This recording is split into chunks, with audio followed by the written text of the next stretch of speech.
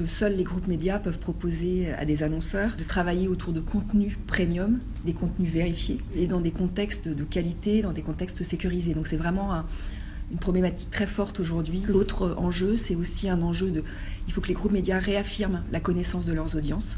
C'est vraiment un point très important, nous connaissons très bien nos audiences. Et pour ça, de plus en plus, je pense que c'est un enjeu supplémentaire. Nous devons travailler avec les autres groupes médias autour de nouvelles synergies publicitaires, de synergies autour de la data ou de synergies autour de nouvelles données technologiques.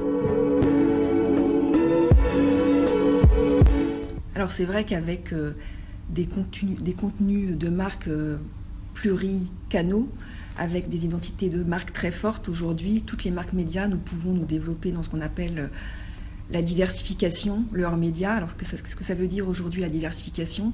Comme vous le disiez, ce sont des événements physiques, ça peut être des salons, des forums, ça peut être des services. Il y a beaucoup de développement aussi dans l'e-commerce. Par exemple, Lagardère Active vient d'acheter une marketplace Shopked. Donc, beaucoup de développement dans différents sujets de la diversification. Moi, je pense que ce qu'il ne faut surtout pas oublier, c'est l'ADN de la marque média. On peut développer énormément de territoires d'expression autour d'une marque média, comme je vous l'ai expliqué, mais tout le temps en gardant l'ADN de la marque. On ne peut pas tromper nos consommateurs, on ne peut pas tromper nos auditeurs, nos internautes.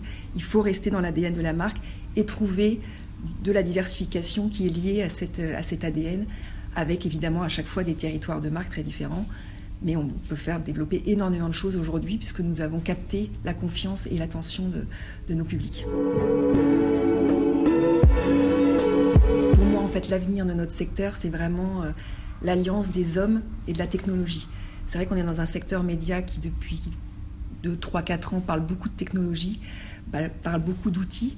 Je pense qu'on en oublie un peu tous les talents qui constituent ce secteur des médias, que ce soit nos journalistes, les éditeurs, que ce soit les gens qui composent une régie. Et je pense que notre avenir, c'est vraiment l'alliance des deux. Les talents, les femmes et les hommes qui composent nos groupes et la technologie. Et je pense que là-dessus, si on travaille les deux en alliance et en collaboration, on a un vrai avenir pour l'avenir des médias de demain.